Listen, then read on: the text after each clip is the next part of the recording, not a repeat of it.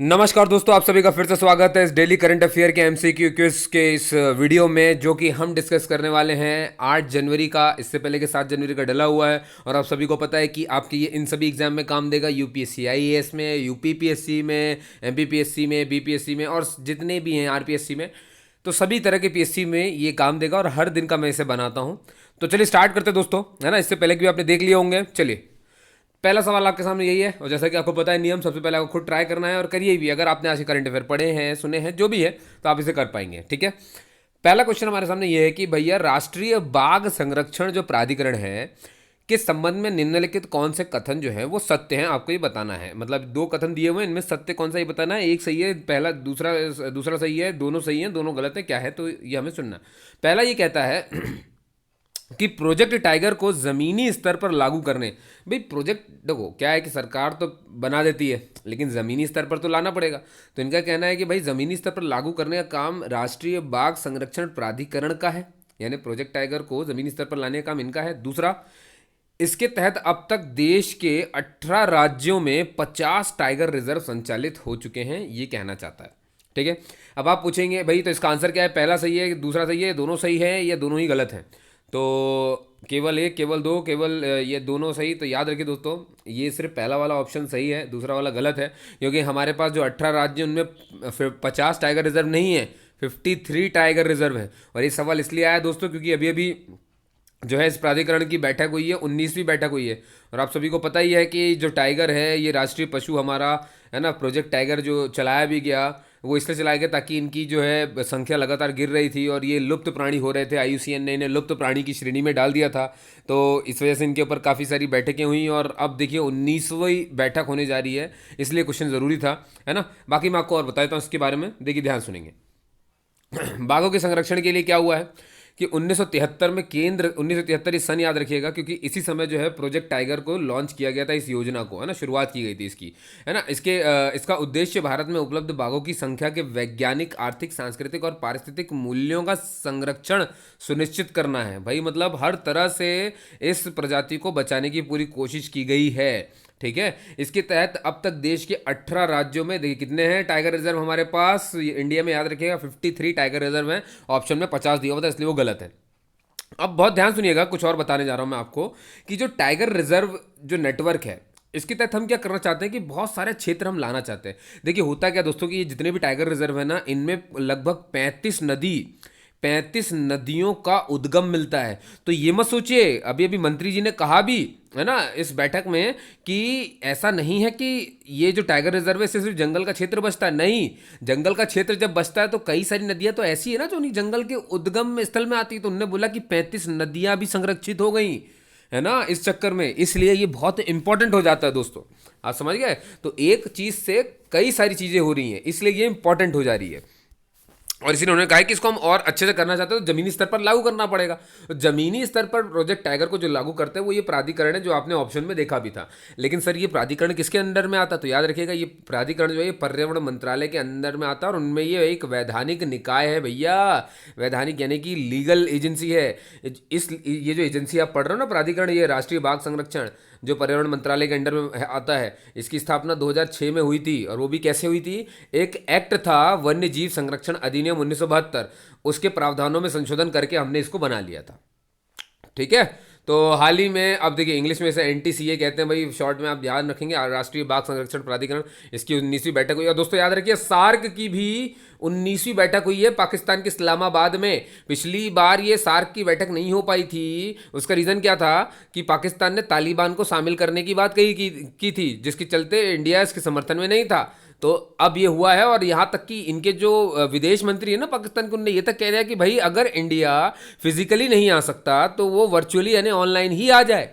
समझ गए आप, ये सारी बातें चल रही है भाई, इतना ये है इंपॉर्टेंट सार्क। और इसका आपको मालूम है मुख्यालय जो है ये काठमांडू नेपाल में है।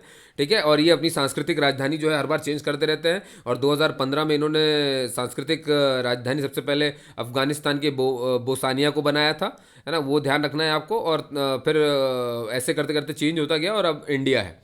ठीक है, तो ये थोड़ा सा पढ़ लीजिएगा, मैंने पिछले वीडियो में इसके बारे में बताया हुआ है, आप अगर सुनते होंगे तो आपको पता होगा। ठीक है, तो इसका आंसर आपको समझ में आ गया होगा। चलिए अगले सवाल की तरफ चलते भैया। अब आपको दिख रहा होगा किसके द्वारा ये जो आपको दिख रहा है ये एक कार्यक्रम चलाया गया। कौन सा कार्यक्रम? कार्यक्रम का नाम बड़ा खतरनाक है, smart cities and academia towards action and research. देख, स्मार्ट सिटी से जुड़ा हुआ है, और यहाँ पर देख रहे हैं आप एक्शन की बात हो रही है, यानी कार्यान्वयन, और रिसर्च यानी अनुसंधान। तो एक्शन में भी लाना है स्मार्ट सिटीज के कार्य को, है ना। और देखिए एकेडमिया भी है इसमें। एकेडमिया मतलब क्या हुआ कि जो बच्चे पढ़ रहे हैं ना, जो सिविल इंजीनियर होंगे या जो भी होंगे किसी संस्था से जुड़े हुए, तो उन संस्थाओं को भी इंक्लूड किया गया स्मार्ट सिटीज़ के इस प्लान में। क्यों दोस्तों? क्योंकि देखिए सिविल इंजीनियरिंग पढ़ तो लेते हैं, लेकिन बात यह है कि जमीनी स्तर पर जब उतरने की बारी आए तो हम कंपनी ढूंढते हैं, और जब कंपनी ढूंढते हैं तो कंपनी यही कहेगी भाई एक्सपीरियंस लेकर के आओ। तो सरकार कहीं ना कहीं इन चीज़ों में चेंजेस ला रही है। अब ये एक्ट जानते क्या करेगी आप? ये आर्टिफिशियल इंटेलिजेंस का इस्तेमाल करेगी, है ना। तो इससे क्या होगा दोस्तों, जो बंदे पढ़ रहे हैं आईआईटी में, एनआईटी में, कहीं भी जो भी संस्था इससे जुड़ेंगी, वो सब की सब आर्टिफिशियल इंटेलिजेंस से भी अवगत हो जाएंगी, इसी बहाने अवेयर हो जाएंगी भाई अच्छा ये होता है, ओके ओके। और जो नए नए आधुनिक तकनीक हैं जो इस्तेमाल होते हैं स्मार्ट सिटीज़ के डेवलपमेंट में, उसके प्लानिंग में, इन सब के बारे में वो सारे स्टूडेंट जब अवगत होने लगेंगे, मैं कहता हूँ भाई अगर 100% दिखाया गया तो 10% तो दिमाग में जाएगा, समझ रहे हैं। तो जो अभी तक इंजीनियरिंग करके बच्चे निकलते थे, जो बिल्कुल जीरो डब्बा होते थे कि भाई कैसे होती प्लानिंग नहीं पता था, अब जो निकलेंगे कम से कम 10-20% उनके पास पहले से ही जानकारी कि भैया ये चीज़ें होती हैं, ये टूल्स होते हैं, मशीन्स होते हैं, उस चीज़ का इंतजाम किया जा रहा है दोस्तों। तो ये ध्यान रखेंगे आप इसमें ज़रा सा।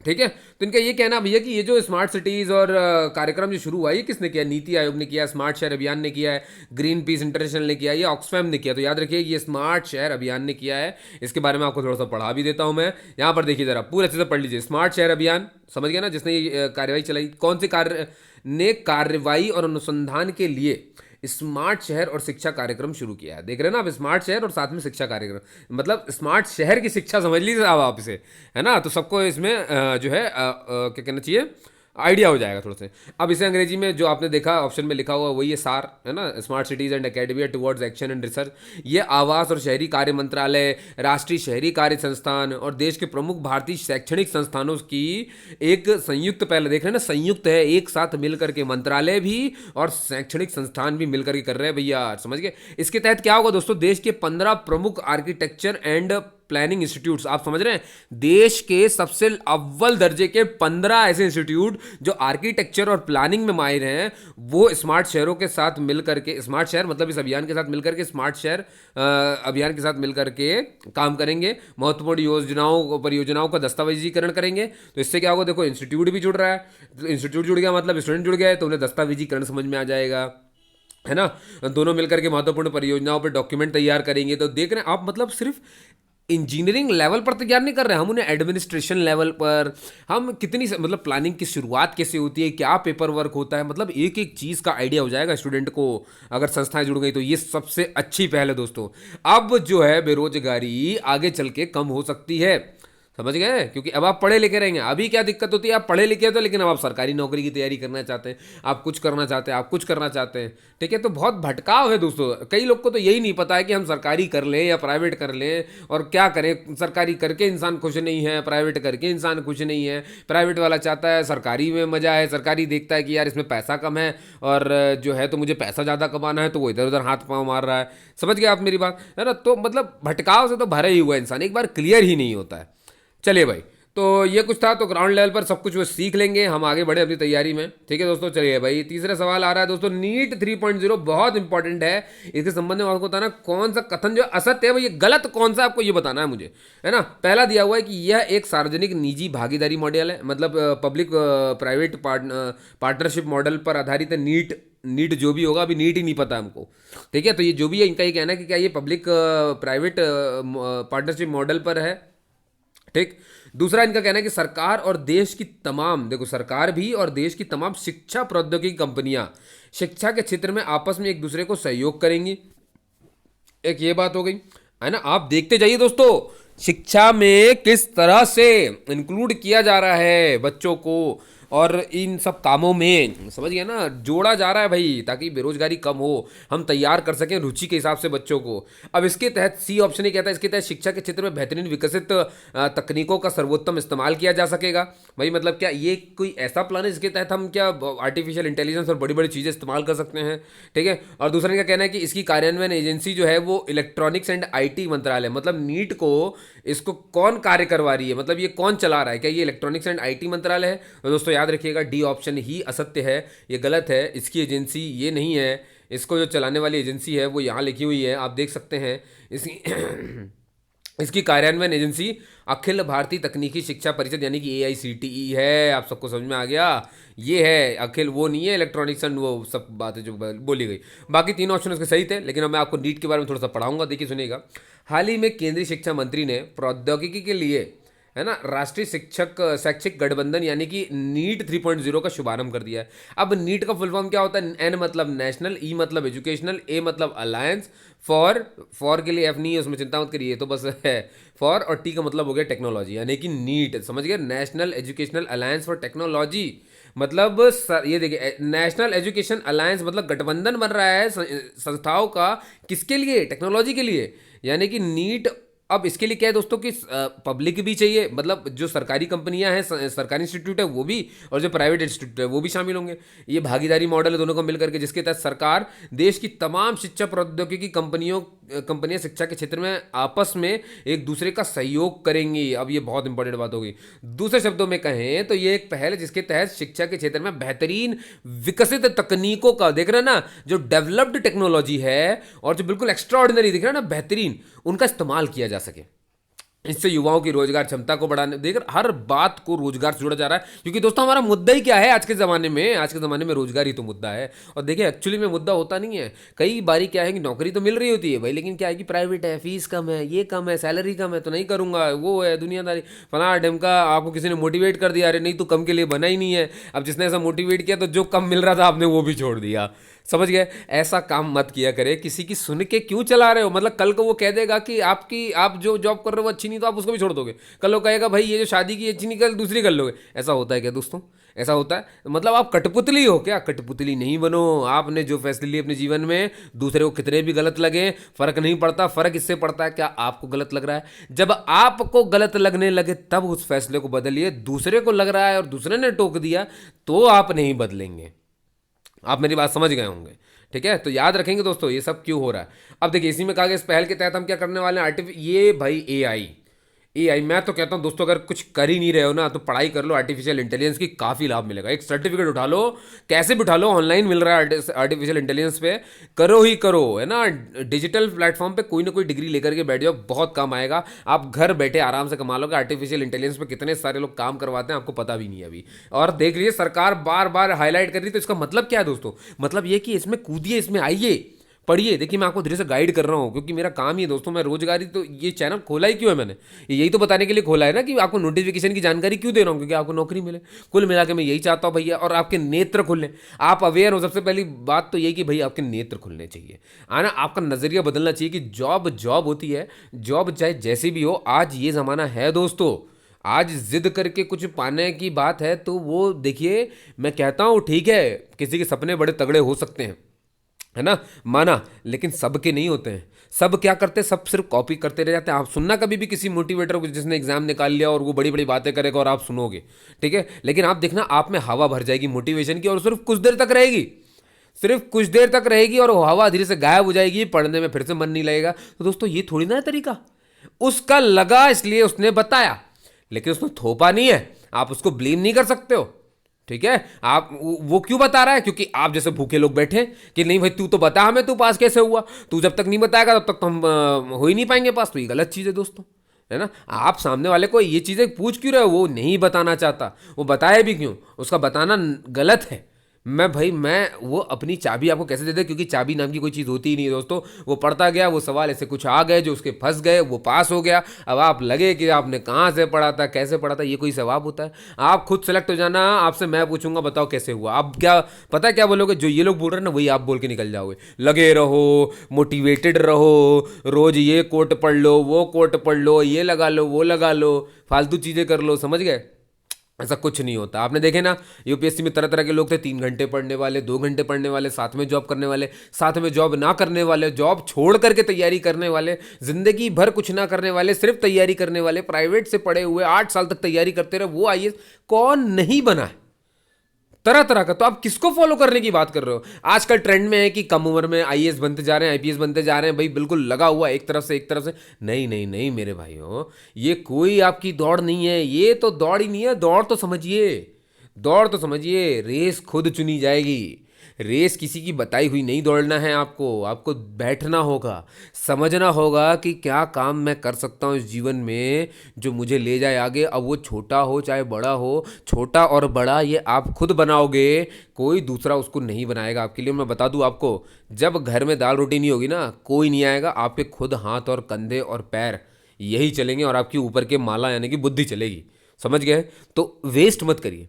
अगर अच्छे खासे घर में है जहाँ पर कोई ना कोई कमाने वाला है, आपको सपोर्ट देने वाला है, तो इस समय का इस्तेमाल करिए, कहीं अच्छी जगह पे लगा लीजिए। अब ये मत सोचिए कि किसी कोई सपोर्ट देने वाला है तो मैं तैयारी और ये इन सब में ये करिए। अगर मन कहता है और पूरी तरीके से आप, क्योंकि मैं स्वामी विवेकानंद की एक लाइन आपको बताता हूँ, जब भी युद्ध हो जाए ना दिल और दिमाग में, तो किसकी सुनना चाहिए आपको पता है? दिल की सुनना चाहिए। स्वामी विवेकानंद यूथ आइकन कहे जाने वाले, 12 जनवरी को कल उनका बर्थडे है, जयंती मनाते हैं हम, युवा दिवस है ना। नरेंद्र भाई जी हमारे, उनका बचपन का नाम नरेंद्र, बाद में स्वामी विवेकानंद बना। आप समझ गए? उन्होंने ये बात कही कि अगर जब समझ ना आए कि दिल और दिमाग में किसी सुनो, तो हमेशा उन्होंने कहा दिल की सुनिए। तो दिल पे हाथ रखिए, समझिए समझिए, बैठिए, खुद को समझिए, समय दीजिए। आप समय किसको देते हैं? आप बैठ गए यहाँ, आप बैठ गए वहाँ, तरह तरह की बातें हैं। समझ पा रहे हो दोस्तों? ठीक है। तो माफ़ करिएगा, लेक्चर बहुत ज़्यादा हो गया, पर मुझे लगता है कि शायद मैंने काम की बात कही है ना। अगर काम की बात लगी है दोस्तों तो अब मैं क्या बोलूँ, आप समझदार हैं, खुद ही इस चीज़ को कर सकते हैं। ठीक है। अगर आपको समझ में आ जाए तो मुझे बताइएगा ज़रूर, क्योंकि देखिए मैं अपनी तरफ सिर्फ प्रयास कर सकता हूँ, है ना। मैं आपको बिल्कुल हवा नहीं भरना चाहती कि मोटिवेशन से मैं बहुत घबराता हूँ भैया। मोटिवेशन सबसे बेकार चीज़ है इस दुनिया में। क्यों? मोटिवेशन आपको 2 मिनट की हवा दे करके कुछ भी करवा सकती है। ये एक तरह का एक्साइटमेंट है, एक तरह का एक्साइटमेंट है जो 2 मिनट के लिए आता है, बिल्कुल उस तरह से मोटिवेशन होता है जो 2 मिनट के लिए आता है फिर खत्म हो जाता है। क्या चीज़ है जो निरंतर बनी रहेगी? तलाश इस बात की होती है, तलाश इस बात की होती है दोस्तों कि क्या चीज़ है जिसके लिए मुझे अलग से एफर्ट नहीं करना पड़ेगा, है ना। ऐसी क्या चीज़ है मेरे अंदर जो मुझे बिल्कुल मतलब मुझे किसी को सुनने की ज़रूरत ना पड़े, मुझे कुछ मतलब कहीं नहीं कि मैं ये वो दुनिया। समझ पा रहे हैं मैं जो समझाना चाह रहा हूँ आपको, है ना। तो मैं वही कह रहा हूँ, मैं वही कह रहा हूँ कि अपने हिसाब से चलिए, अपने हिसाब को जानिए, हम क्या बन रहे हैं, क्या बनना है, कुछ पता करिए, भागिए मत। थोड़ा सा सब्र कीजिए, 1 महीना दीजिए अपने आप को, समय लगता है खुद को समझने में, उसके बाद आपका सब कुछ सही हो जाएगा। ठीक है। तो इसका सवाल जवाब मैंने आपको दे दिया नीट का, है ना। तो इसका आंसर क्या है दोस्तों? डी है। बाकी 3 ऑप्शन के सही थे कि ये सार्वजनिक निजी भागीदारी मॉडल है। सरकार और देश की तमाम शैक्षिक शिक्षा प्रौद्योगिकी कंपनियां शिक्षा के क्षेत्र में आपस में एक दूसरे का सहयोग करेंगी और इसके तहत ही शिक्षा के क्षेत्र में बेहतरीन विकसित तकनीकों का इस्तेमाल, आर्टिफिशियल इंटेलिजेंस वगैरह सब हो सकता है। ठीक। चलिए भाई अगले सवाल पे चलते हैं। भाई जगन्नाथपुरी हमारे 4 धाम में से एक धाम की बात हो रही है। सबको पता है हमारे 4 धामों में एक धाम ये भी है जगन्नाथपुरी, है ना। तो भाई इसके बारे में बताया जा रहा है अभी कौन सा कथन सत्य है आपको ये बताना है। ठीक है। तो दिए हुए हैं भाई, पहला कि इसका निर्माण 8वीं शताब्दी में हुआ था और पूर्वी गंग राजवंश के जो राजा थे अनंत वर्मन चोड़गंग देव, इनके द्वारा किया गया था। दूसरा ऑप्शन है इस मंदिर को यमनिका तीर्थ भी कहा जाता है और यह वैष्णव संप्रदाय का मंदिर है, यानी विष्णु भगवान को समर्पित एक मंदिर है जो भगवान विष्णु के अवतार श्री कृष्ण को समर्पित है। तो दोस्तों याद रखिएगा, देखिए ये बात बिल्कुल सही है कि दूसरा ऑप्शन तो बिल्कुल सत्य है। क्यों? क्योंकि इसे यमनिका तीर्थ तो कहते हैं। क्यों कहते हैं मैं आपको बताता हूँ। क्या होता है कि यहाँ पर जब जगन्नाथ भगवान रुके, है ना, तो यमराज यहाँ पर एंटर नहीं कर पाए, यहाँ पर नहीं आ पाए, वो आ ही नहीं पाए। जब जगन्नाथ यहाँ रह रहे थे तो उनको आने में आपत्ति हुई, यहाँ नहीं रह पाए, यमराज नहीं आ पाए, इसीलिए इसे यमनिका तीर्थ कहते हैं। ठीक है। इसे सफ़ेद पैगोडा भी कहा जाता है इस मंदिर को, याद रखिएगा। और ये वैष्णव संप्रदाय को ही समर्पित है, भगवान विष्णु ही हैं, उन्हीं को जगन्नाथ कहते हैं, आपको पता ही होगा, उन्हीं को समर्पित है ये जगह। ठीक। और याद रखिए इसमें पहला वाला ही गलत है क्योंकि 8वीं शताब्दी में नहीं बना था ये, 10वीं शताब्दी का ये है बना हुआ। ठीक है। इसको ध्यान रखें, 10वीं शताब्दी में, और राजा का नाम यही है जो लिखा हुआ है, पूर्वी गंग राजवंश के राजा अनंत वर्मन चोड़गंग देव ने इसे बनाया था। ठीक है दोस्तों। तो आप समझ गए ना, पहला वाला गलत है तो 2 और 3 सही है, यानी कि इसका सही आंसर कौन सा हो जाएगा? सी। सेकंड और थर्ड बिल्कुल सही ऑप्शन है। ठीक है। आपको बाकी मैं बता देता हूँ, जैसे आप देख सकते हैं कि हाल ही में उड़ीसा राज्य मंत्रिमंडल ने, देखिए अभी अभी करंट अफेयर है उसकी बात हो रही है, तो करंट में क्या हुआ वो समझ लीजिए। है ना। इसमें क्या हुआ दोस्तों, जो जगन्नाथ मंदिर है उड़ीसा में, आपको पता है, तो वहाँ के मंत्रिमंडल ने जगन्नाथ मंदिर अधिनियम में 1954 में, ये अधिनियम इस समय का है ये, तो इसमें संशोधन को मंजूरी दे दी, संशोधन करने वाले हैं, है ना। इसीलिए से हाईलाइट में, इसलिए मैंने ये प्रश्न बनाया हुआ है, इसमें रखा हुआ है। श्री जगन्नाथ मंदिर उड़ीसा के पुरी में स्थित है, ये याद रखिएगा। कई ताम्र पत्रों से ये पता चलता है कि मंदिर का निर्माण 12वीं सदी, सॉरी 10वीं मैंने कहा, ये 12वीं सदी का है दोस्तों, है ना, उसको भी करेक्ट कर लीजिएगा। 12वीं शताब्दी में पूर्वी गंग राजवंश के राजा अनंत वर्मन, जो नाम था वही है, इन्होंने बनवाया था। नाम याद रख लीजिए, राजवंश याद रख लीजिए, गंग वंश के हैं, गंग राजवंश के हैं ये, और अनंत वर्मन चोड़गंग देव नाम है इनका दोस्तों, ठीक है। और 12वीं शताब्दी, ये भी ध्यान रखेंगे, और उड़ीसा के पुरी में आता है, ठीक है। और मंदिर के बारे में प्रचलित धार्मिक कथाओं का जिक्र है कि भगवान जगन्नाथ को मौजूद होने के कारण यहाँ यमराज की शक्ति खत्म हो गई थी। देखिए, शक्ति खत्म हो गई थी, एंटर भी नहीं कर पा रहे थे, इसीलिए इस मंदिर को यमनिका तीर्थ भी कहा जाता है, इस मंदिर को सफ़ेद पैगोडा भी कहा जाता है ना। और ये 4 धाम में आता है, आपको मालूम है, तीर्थ यात्रा में, जैसे बद्रीनाथ, द्वारिका, पुरी, रामेश्वरम, है ना। तो पुरी उड़ीसा का हमने बात कर ही लिया आपसे, है ना। और मंदिर के चारों दिशाओं में नक्काशी किए गए हैं, 4 भव्य द्वार बने हुए हैं। इसके प्रवेश द्वार सामने, प्रवेश द्वार के जो सामने अरुण स्तंभ है, जिसे सूर्य स्तंभ भी कहा जाता है। तो काफ़ी सारी जानकारी मैंने आपको दी है ना, इसको अपने पास रखेंगे और आगे बढ़ेंगे भाई। लास्ट क्वेश्चन दोस्तों हमारा, कि कैप्टन हरप्रीत सिंह चंडी, भाई याद रखिए, हरप्रीत चंडी, है ना। ये दोस्तों पहली बात तो ये महिला, ये ध्यान रखना आपको। और हरप्रीत क्या, इन्हें तो क्या कहना चाहिए, पोलर प्रीत कहा जाता है, हरप्रीत को पोलर प्रीत कहा जाता है, क्यों, अब मैं आपको बताऊंगा। तो देखिए, पहला ऑप्शन है भाई, मैं रोक ही नहीं पाया, सवाल था लेकिन मैं आपको समझाने लग गया, पर सुन लीजिए। सत्य कौन से, ये बताना। दक्षिणी ध्रुव पर पहुंचने वाली पहली अश्वेत महिला, अश्वेत मतलब समझ रहे हैं ना, श्वेत मतलब वाइट यानी कि बाहर के, और अश्वेत मतलब हमारे यहाँ के, है ना। तो और दूसरा है कि हरप्रीत से पहले भारतीय मूल की 2 ब्रिटिश महिलाएं, भारतीय मूल की मतलब यहीं की हैं, लेकिन वो ब्रिटिश में रहने की वजह से, तो क्या ऐसी 2 भारतीय मूल की 2 ब्रिटिश महिलाएं हैं जो दक्षिणी ध्रुव पर पहुंच चुकी हैं, इनसे पहले 2, है ना। हरप्रीत से पहले 2 पहुंच चुकी हैं, तो याद रखिए दोस्तों, अभी तक कोई नहीं पहुंचा था, सबसे पहले यही है दक्षिणी ध्रुव, यानी कि साउथ पोलार। और इसीलिए साउथ पोलार में बिना किसी मदद के, दोस्तों आपको बता दूं मैं, सबसे ठंडा, है ना, सबसे ठंडा, ये देखिए मैं आपको बताता हूँ, अंटार्कटिका पड़ता है दक्षिणी ध्रुव में हमारे। जब आप पृथ्वी में देखेंगे, पृथ्वी को जब मैप में देखेंगे, तो अंटार्कटिका नीचे और आर्कटिक ऊपर है, ठीक है। आर्कटिक तो हमारा वो हो गया, तो मैं क्या कह रहा था आपसे, आर्कटिक ऊपर, अंटार्कटिका नीचे, ठीक है, दक्षिणी ध्रुव पर। और ये सबसे ठंडा, सबसे ऊंचा, सबसे सूखा, सबसे हवा वाला महाद्वीप है, आपको पता है, यहाँ पर पहुँच गई ये। और दोस्तों याद रखिए, इनसे पहले अभी तक कोई नहीं पहुँचा था, आप सब देख सकते हैं, ये पहली अश्वेत महिला है, पहली अश्वेत महिला है, और भारतीय मूल की पहली महिला, ये भी ध्यान रखेगा, ठीक है, भारतीय मूल की पहली महिलाएं जो वहाँ पहुँची हैं, इसलिए बहुत लोकप्रिय हो गई हैं, ठीक। इस चीज़ को आपको ध्यान रखना है। अब चलिए क्वेश्चन में बता देता हूँ मैं आपको।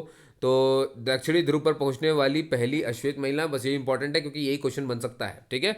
और इनसे पहले कोई नहीं पहुंचा था, बस यही पहुंची, इसीलिए इन्हें हरप्रीत को पोलार प्रीत भी कहा जा रहा है। क्लियर हो रही बात दोस्तों, तो केवल एक इसका आंसर सही है।